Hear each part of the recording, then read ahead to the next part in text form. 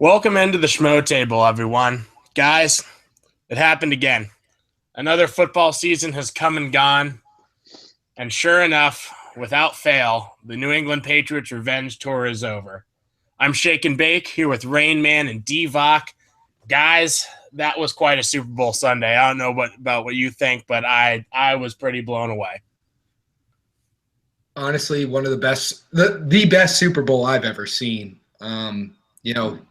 I'm not a huge fan of Tom Brady. He robbed the Eagles of their best shot at the Super Bowl, but even I've got to give him props as the best quarterback of all time. I've been holding out for a while, but after this performance, it's just undebatable. Tom Brady, best ever. Is anybody surprised by the Falcons' complete collapse? Is the most chokingest team in football history? Is there a team that chokes more than the Atlanta Falcons? Is there a city that chokes more than Atlanta? Maybe not, but let's dig into this. So how we're going to do this is we're going to go through the first half, which we're probably going to be saying a lot of good things about the Falcons, and then we're going to move to the second half where there's just only one thing to really talk about. But anyway, how you shake it. So let's start off, first quarter, there's no score between these two teams. And think about that when you think about this game as a whole, because 0 points in the first quarter, and then the Falcons just take off. So, Rain Man, as you were watching the first half, what was just your thoughts the entire – give me a statement that was going through your head as you just kept watching the Falcons put up points. So the first quarter was really shocking for me. I thought there would at least be some field goals. The first time Atlanta got into New England territory was, I believe, in the second quarter. It was a really rough first quarter, but once the Falcons got it going, they really did. I'm surprised that they didn't utilize the run more than they did. They had a couple of huge runs with Devonta Freeman, and Julio Jones is just a monster. That offense is one of the most prolific in NFL history, and in the first half it showed against a really strong Patriots defense. The big play of the I don't know if it was the first quarter or the second quarter was that LeGarrette Blount fumble. Second. I thought second quarter, okay. I thought Belichick was going to blow his head off. Put him in the Stephen Ridley doghouse. But Blount. But that was, their best chance of scoring pretty much the entire half up until they kicked that field goal at the end of the half. But it was, it was shocking, but did anyone think the Patriots were out of it? Did anyone think the Patriots – at what point did you say the Patriots were done? Never. I would say not until the second half. But we'll get to the second half because I was watching with three buddies. One's a Packers fan. The other two are Bills fans. So the Bills fans are just enjoying the living hell out of this. And what the problem was, what the Bills fans couldn't stop saying was, oh my God, it's happening. Like, oh my God, this is great. And let's be honest, while you're watching, I don't think I've ever seen Tom Brady play that poorly. Oh, absolutely. Missed throw after throw after throw. It was mind-boggling. He overthrew Edelman at least 3 or 4 times. Just easy passes that he's hit 1,000 times and just missed. And the Falcons were getting pressure. Grady Jarrett had such a big fucking game. Oh my gosh. 3 sacks. He had 3 sacks all year. Unbelievable. Brady was rattled. It was the Patriots were rattled. The Patriots Belichick was on the sidelines. Yeah. And there are all those great memes of just him pictures of Tom Brady and Belichick that just said, "Okay, Tom, time to cheat." Which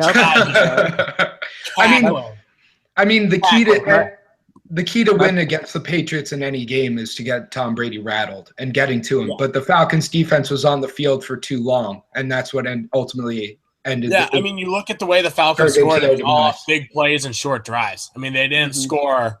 They scored off the turnover. They got the pick 6, and they had that one kind of longer drive, but it was kind of set up by big plays. It wasn't like a 15-play drive where they were running the ball consistently and things like that.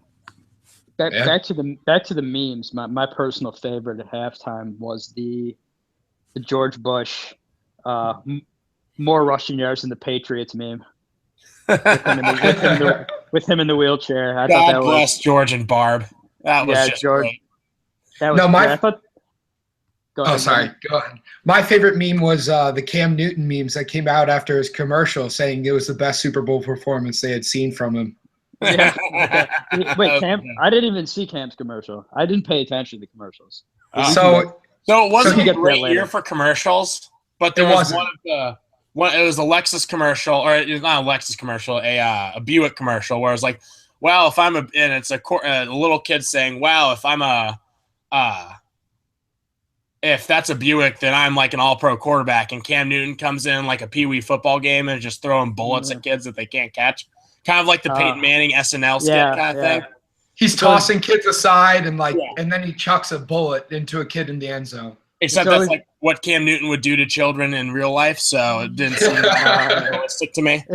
It's always good to beat up kids on TV. That's the best way to grab your audience right there. Speaking of beating up kids, met Adrian Peterson over the Jesus. I'm sorry, AP. You were so nice. AP was so nice. He really was. He was a real cool guy. That's good. And but I just made a terrible joke about him. I hope he's not listening. I know he's an every week listener. So you can send this to him directly and apologize in person. AP, I'm sorry. All right. So let's scoot on, because this might be the longest part of the show. So it's halftime. It's what? It's 21-3. 21-3 at half. Sounds about right. Yep. We take on the Super Bowl halftime performance, one of the best ones of the last 5 years, and there have been some really fucking good halftime shows. But I get a text after I posted a statement on Facebook about how good Lady Gaga was. I get a text from Rain Man, and I don't get a lot of texts from Rain Man, but it was just, hey, was the halftime show good or something? Like, I don't watch them. Yeah, what? I don't. I about shit my pants. I was so mad at that statement. I don't watch the halftime show. Like, dude, I don't get it. Like, I can't fathom not watching. You've told us off air, but tell the schmoes what the fuck you do during the halftime show, because I don't get it. So I went into my room and I watched. Rain Man, before you start, Rain Man, do you research more 3-point statistics? Is that what you do during the halftime show? No, I actually watched Humans. Humans, a TV show on AMC. You could have watched Humans during the halftime show. I did. Like Humans, like on TV. Oh, people. So I haven't actual people. I haven't watched like Shake and Bake was saying, like this was one of the greatest halftime shows in the past 5 years. I haven't watched the halftime show in probably 8. I don't see the point. Are you trying to be like the Colin Kaepernick of halftime shows? What's going on here? It's not a social protest. Lady Gaga's cool, and I heard she had some great statements, and she did a killer halftime show. I'm just not in it to watch a concert. It's the Super Bowl. It's there for football. I'm a diehard old school stats guy. I don't care being an old school stats guy. You just aren't watching a musical performance that is happening in the middle of a football game, and it's I find it completely irrelevant. Just like I find cheerleaders irrelevant, jumbotrons irrelevant, t-shirt cannons irrelevant. It's ironic that you find jumbotrons irrelevant, because they literally list stats on jumbotrons. Yeah, Rain Man, what do you keep score at baseball games? I do sometimes. As long as you're drinking while you're doing it, there's nothing wrong with that. Yes, of course I drink. Keeping score at baseball games? Do you wear like a pencil behind your ear and like a hat, and are you one of those guys? I don't advertise that. I don't go around being like, I'm the stats guy. Like I do it on the down low. Well, I mean, no. On the podcast, yes, because like that's what I do. But like at a baseball game, I'm like hanging out with people, drinking, doing that stuff. But I'm also keeping like, tabs on what's going on. I do that at every game. I basically chart games to make sure I don't miss anything. And then I go back and, sometimes rewatch just to make sure I do it correctly. That's great, because I do the same thing, especially like at a football game. But you literally don't have to move, and you won't miss any football or any parts of the game by watching the halftime show. You, in fact, get dinner and a show. Like, you get everything. There's nothing. It just does nothing for me. I don't get how would any. You know? You haven't watched in 8 years. How would you know? Yeah, you've missed everything from like the nip slip with Janet Jackson to like them. No, I watched that. I think I went to my parents forced me to go to bed before that happened. To being conservative for a couple of years, and then back to like Madonna, where it got very unconservative again, and then we had Katy Perry. Madonna, you missed Katy Perry. I did miss Katy Perry. I heard about Left Shark. I miss Left Shark, but you know what? Like, honestly, there are just better things to do with my time. I just don't. No, there aren't. I don't. That's the thing. It's the one sporting event going on at that exact moment. There's nothing. You could watch Humans after. It's not going anywhere. You know, honestly, I was doing 3-point stats while watching Humans. All right, I'll admit it. I was doing more calculations on 3-point stats. You know what? It's a better usage of my time. No, it's not. I can assure you, fine sir, that it is not. You're literally getting a free 15-minute concert in your living room. I derive more entertainment. I derive more entertainment from the 3-point statistics, as you so adequately described with my Ben McAdoo laminated sheets, than I do from. Oh my God! From a live concert. Rain Man, you're going to be quiet for 5 minutes. And Divock and I here are going to discuss how magical Super Bowl halftime shows are. You're gonna muzzle up and dig in some 3-point stats that we won't talk about tonight. And Divock and I are going to have a polite conversation about how magical Katy Perry is and was, and how great Lady Gaga was last night. It's going to be fine. It's going to be fine. Divock, what were your thoughts on the halftime show last night? My main focus of the halftime show was my props bet on the Lady Gaga wardrobe malfunction. Was a plus 750, which I thought was pretty high for Lady Gaga.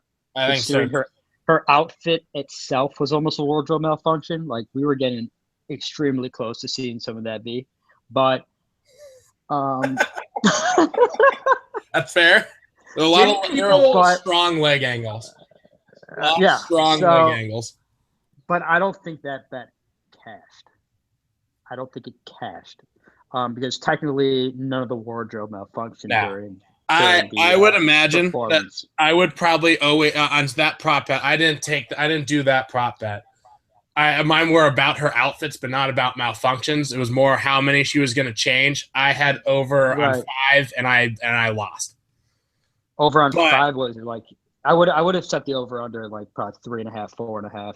Yeah, probably around there. I saw 5, and I was like, if there's someone who can do it, it's Lady Gaga, who could change outfits that many times. Katy Perry hit the over 5 for sure.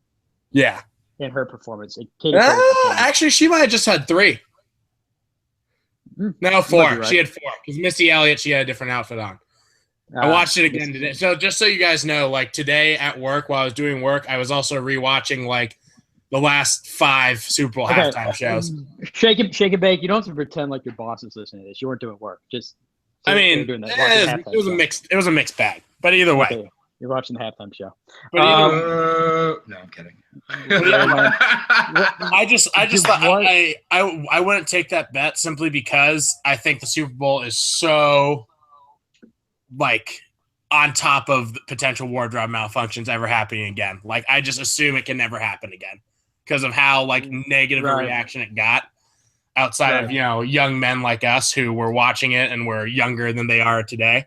I mean that's an iconic moment. Yeah, that was for a lot of. It's iconic.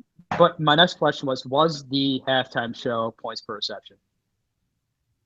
Oof, that's true. Because if it was, then that might elevate it over Katy Perry's because Lady Gaga made a catch. She did make a great catch, and she I mean those two in my mind, like even as good as Beyonce's and Bruno Mars's were as recently, if we're going for like the last 5. Let's say, then I just still can't put it over. I definitely put it over those 2, but I'm having trouble taking Katy Perry or Lady Gaga over each other because they were just phenomenal. And Gaga's coming to. I need to look up Katy Perry tour dates because now I just have to see her in concert and just hasn't been. The dice haven't rolled my way so far with that these past 2 years. But Gaga's coming to Wrigley this summer, and I'm probably going to go. I Katy think Katy Perry is the most memorable for me. But Lady Gaga was really good. I like Lady Gaga. I'll say I do it. too. I like Lady Gaga. And Wait. Yes, Can right, Can I ask you guys a question? Why were people so angry at Lady Gaga's stomach? It seemed like she's just healthy. I don't understand the whole. Because as we all know, people are privileged to roll with a popular term with the times and like to get on Twitter and say shitty things. So Lady Gaga had a just absolutely skin tight basically sequin underwear, panties on, and a little bit of her normal human stomach was hanging out as she was dancing and gyrating and moving all around, as would happen to anyone who doesn't have a serious eating disorder. No offense to those who do. And people just body shame the living shit out of her, which then, of course, caused everyone else on social media to like tear apart the people who body shame the living shit out of her. And it was just basically a group of angry people saying stupid shit to each other that really had just no effect on the world as a whole. That's what I took away from it. Interesting. Fair enough. I honestly didn't understand why that was such a hullabaloo. But you know why you didn't understand that, right, man? Because you didn't watch the halftime show. You didn't fucking watch. That's why you didn't know. God damn it, Rayman. Yeah. Well, after Lady Gaga finished up with Bad Romance, which is the only way you could possibly end that show, and it was really just magical, and it was great. And Mic Dropped, which was also great. We got to the second half, where the Falcons went out to a 28 to 9 or 28 to 3. 28 to 3. 28 to 3 lead. Yeah, you're right. 28 to 3 lead. And this is where I was ready. Yeah, this is where I was ready to call it. Yeah. I was headed out. I was ready to leave my Super Bowl party. There was no reason to stay. Like, there was no reason to stay. I was sitting, and of course the Bills fans and the Packers fans are just like, this is the point where you started to say, oh my God, but if they do it, it's going to be awful and incredible at the same time. Holy fuck, they did it. Yeah, I mean, honestly, I have a text with the Patriots fan. I was like, you can never count Tom Brady out, even when they were up 28 to 3. So I never actually counted them out. As surprising as they were, 98.6% win favorites, the Falcons were, and I still refused to give in. I kind of thought it was going to happen, especially the Falcons defense getting so tired after being on the field so long in the first half. I did as well, but and I said this twice throughout the night in a text of my own. The Falcons racing out to the lead that they did by just playing the way they've played all year was shockingly unshocking, because they did what they did throughout the playoffs. They got after the quarterback and they made huge plays all the time.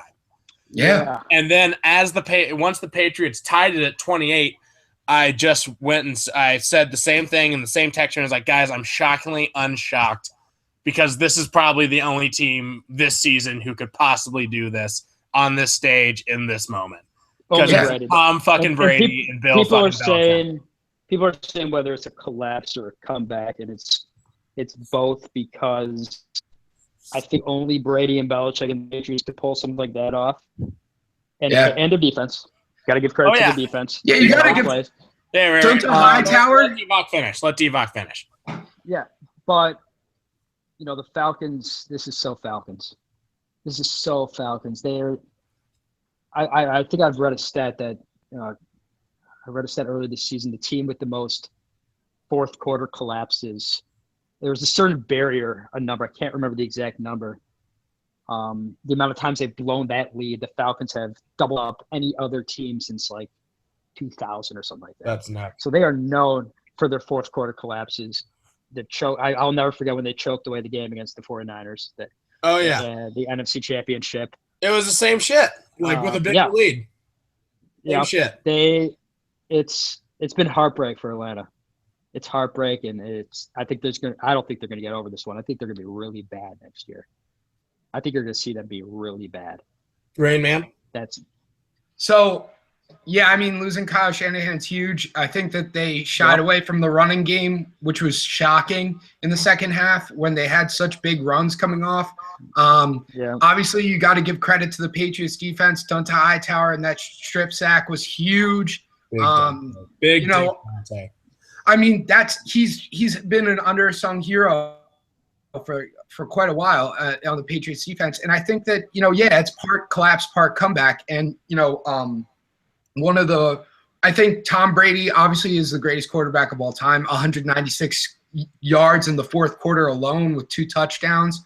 The Patriots had no rushing game either. Their lead rusher was LeGarrette Blount with 11 rushes and 31 yards. They had no run game support. So I mean, honestly, it was the majority of the offensive production was on Tom Brady, but you got to give credit to their defense for shutting down that amazing Falcons offense in the second half when the Falcons offense was generally really well rested because they weren't on the field that much in the first half. Well, what the Patriots, which have done this for years, is they keep crappy running backs like James White on their roster forever. Like, James White would not make any other team besides the New England Patriots in the NFL. But they find a way. They find a way to keep these guys around and on the roster because they know that, and the running back probably knows that. And so he hangs with the team, a la what's the kid for San Diego? Kevin Falk. Are you talking about Kevin Falk is one of them. Danny Woodhead. Woodhead. Thank you. Is another one who will probably get has a career just because he was a Patriot. Stole Deion Lewis from the Eagles. Yeah. James White goes and makes 14 catches for 100 yards and a Tito, scores 2 more Titos, and gets probably his season high 6 rushes in the fucking Super Bowl. They didn't need a run game because they just made one by checking it down to James White, who would just get 10 yards a carry or 10 yards a catch. And it's a strategy that they've used for years, and people just don't stop it. Because then they'll find a guy like a Chris Hogan who can stretch the field, pick up a Michael Floyd who can make plays, even though he barely fucking played in this game. No, he wasn't on the roster. He wasn't on the Super Bowl. Was he not even on the roster? There you go. That's why That's why the prop bet was taken away of whether he was Super Bowl MVP or not, because he wasn't even active. Yep. Well, Malcolm Mitchell was huge. Yeah, Malcolm Mitchell was huge. He came up really big. The Patriots just find guys and make them work hard because the Patriots, Bill Belichick, can look you in the eye and just tell you, I can make or break your entire football career if you just have one half of a good season for me. Yeah, absolutely. He can take your football career away, or he can make you get overpaid by millions and millions of dollars by some other hopeless team. He made a defensive end out of a long snapper in Rob Ninkovich. Yeah, it's pretty cool. It's pretty sweet. So speaking of Belichick, and who Rain Man, as you just so equivocally said, the GOAT Brady, TB12, touchdown Tommy. Is there any doubt that this is the best coach quarterback duo ever? There's no doubt, right? No doubt. No doubt. Spygate, Deflategate, all that shit aside, there just can't be any doubt. Yeah. No doubt. I can't even think of quarterback coach duo. With Montana Walsh, is that who we're looking at? I mean, I get that's as close as you can get for me personally. I mean, maybe Bradshaw and Chuck Noll, but still not really. Not really. That era was more running backs. That was defense. That was Steel and Curtain defense. Yeah. Yeah. I mean, you have to remember, Patriots when Belichick took over, the Patriots were nothing. Pretty shit. They were pretty shit. They had that Super Bowl in '96. Yeah. And then since then, they were bad. They were really bad for years. And then Belichick came over from the Browns, of course. Yeah. And then I would love – I can't remember who was on it besides Taylor Gabriel and Bill Belichick, but the amount of former Browns in the Super Bowl is – and Alex Mack's one of them too. Alex Mack, yeah. Is absolutely hilarious. The secret world of Alex Mack. Jabal Sheard. Yeah, Jabal Sheard's another one.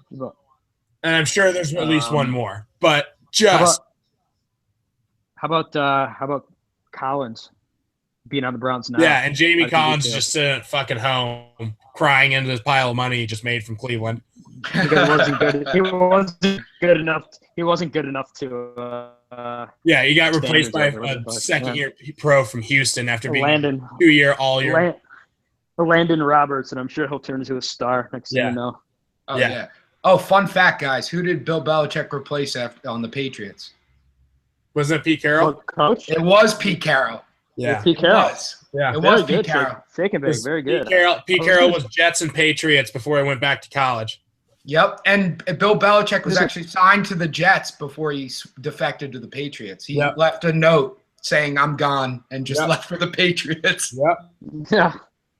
The Jets. It seemed to have worked out. It Well, worked out all right. Well, as being that there's no argument here, let's get to the last section of the show. Guys, I very much spend this entire week in just a very deep sadness because football has officially been ripped away from me for the next few months. And I kind of just like go to work and cry and come home and cry myself to sleep and just like wait for the NFL draft for 3 months because that's kind of the only solace I have in between. But what for you guys? Give me at least one thing that you're looking forward to this offseason or you're interested in. Before we get to this, I think we'd be remiss if we didn't at least mention the catches by Julio Jones and Julian Edelman. I think you're right. You're right. actually right. Please, those catches, because Julio Jones' catch, I thought the game was over after me. Yeah. Should have been over. They should have ran the clock out. They should have kicked the field goal. If he misses, he misses. I mean, it's easy. Hindsight's 2020. But what? Oh, what? And then why did Matt Ryan drop back for a pass? Why? It's not his call all the time. It's a good question. And then Edelman. Did anyone think he caught that? Yes, I've said, oh my God, I think that was a fucking catch because I thought that like a sailor even when we're not on air. Yeah. And then I saw the replay and said, oh my God, it's a fucking catch. Yeah, that was. I didn't think it was a catch live. I thought it was going to be. I could not believe he. The only reason I believed it was a catch is because it was the New England Patriots. If it was any other team, what about the Giants? No way. The Giants. What about the Giants? Maybe if it was the Giants too. Maybe if it was the Giants playing the Patriots in the Super Bowl. You guys are also forgetting the Tyler Lockett catch last year or 2 years ago. Against the Patriots. It was Curse. Oh, Curse. Yeah, Jermaine Curse. But either way, those two, I mean, it's just more evidence that Julio is just not human. Yeah.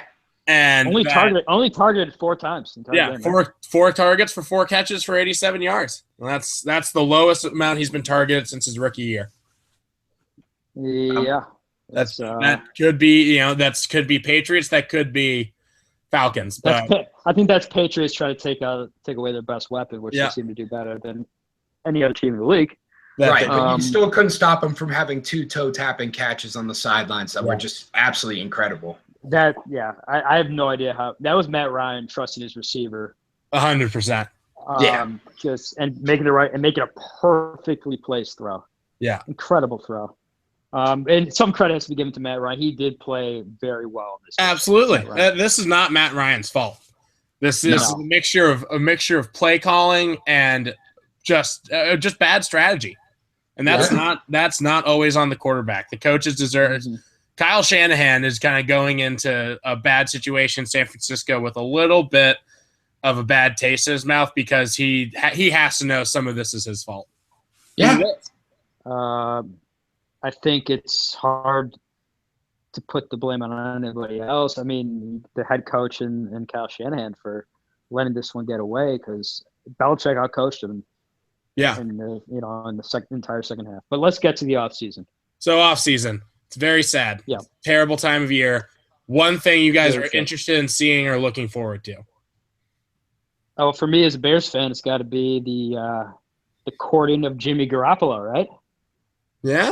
That's what I'm looking forward to. I mean, are the Bears gonna be getting Jimmy Garoppolo?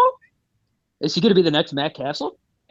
Is this what we got in store? I mean, it's gonna be.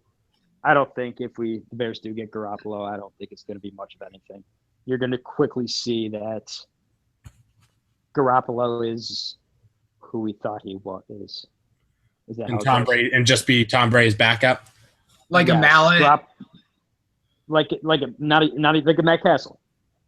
Yeah, I mean Matt Castle was a fucking Pro Bowl player when he played for the Patriots, and he had one good year in Kansas City, but that it stopped there. It's and he had a former Patriots offensive coordinator as his OC, so I wonder how that happened. But I mean, there is some hope. I mean, Brian Hoyer did not look terrible for the Bears until he got hurt. Yeah. That's what I can say. There is some. They do have some weapons. Maybe Kevin White can maybe play football. Maybe, I guess. I don't know. Maybe Alshon Jeffrey can maybe play football too. I don't know. Maybe the Bears can't. Maybe they stop getting hurt in practice like every single day. Lofty expectations. Yep, I know, right? But that's, I guess, the biggest thing as a Bears fan is, will the Bears go after Jimmy Garoppolo, or will they decide to go for Deshaun Watson? All right, fair enough. Rain Man, how about yourself? So, first I gotta say, as I feel bad for Joe. I feel bad for Divock because there's a new law in Illinois that's about to be passed, specifically targeting athletes. And the NFLPA leader, Maurice Smith, said, "Don't sign with the Bears if the law passes." So we'll have to see in the next upcoming weeks whether or not that happens, because there might be a huge lack of free agents going to Chicago. But my looking forward to is the draft in Philly. It's the first draft in Philly. It's going to be really cool. The Eagles have either the 13th or depending on the coin toss between them and Indianapolis, which has them looking at either like Dalvin Cook or Mike Williams from Clemson. Either way, we need some help on our offense to help Carson Wentz. So, I'm just excited they have a pick, and I'm really excited to see what they do with it, and to give Carson Wentz some actual options outside of, Jordan Matthews and Zach Ertz potentially. So that's what I'm really excited for. I did see a draft today with Dalvin Cook to the Eagles, and I really like that fit a lot, because the only thing I look forward to in the offseason is the draft, because baseball season's just a hellhole for me. That's not great now that I live in Chicago. And no, that's not shake and bake. I know. Yeah. And but it's the NFL draft. It's as much fun for me personally as the actual football season is, with half the stress. Only because the picks come faster than the games do, and it's not 60 minutes of me just hoping the Bengals don't blow it. It's more like a minute of me hoping the Bengals don't blow it, which is much more tolerable, funny enough. Yeah, and it's not the playoffs. So I'm hoping to bring a little bit of my mock draftness and some fun to the Schmo zone and to the Schmo table as we get in, and that's gonna be fun for all of you. It's gonna be fun for me. And if the Bengals don't draft Reuben Foster, I'm gonna kill myself, and that's just how it's gonna be. Did we just have a plan? Did we just have a planned suicide? It's just how it's gonna be, and we're gonna deal with it when that day comes. You're not gonna do it on Facebook Live, are you? No, I'm not. No, I'm okay, good. I'm just gonna. As long as it's on the Schmo Zone Facebook page, I think we can look past it. Yeah, you guys can. You guys can just share the news report. Okay, Reuben Foster. It'll just be another Bengals fan drops due to drafting decisions. Oh my goodness! Happened a lot in the ~90s. We've been doing a little bit better, so I have hope. The largest mass suicide of Bengals fans is Achilles Smith. Is that what we're? Somewhere between Achilles Smith and Kajana Carter. Yeah. Oof, Kajana Carter. Oh goodness, the '90s were rough. The '90s were rough. My childhood, guys. It was a lot of fun. I promise. Really liked going to Bengals games. Losing. Another day, I'll win a playoff game and tell you about the year I became an actual sports fan. But that's all the time we have for this Schmo table. We'll leave you with that cliffhanger and enjoy the off-season, Schmoes. All right. Shake and bake. I'm gonna go watch the rest every halftime show since 1986 right now. And I'm gonna do some more 3-point stats. So Shut the fuck Oh up, Brandon. god.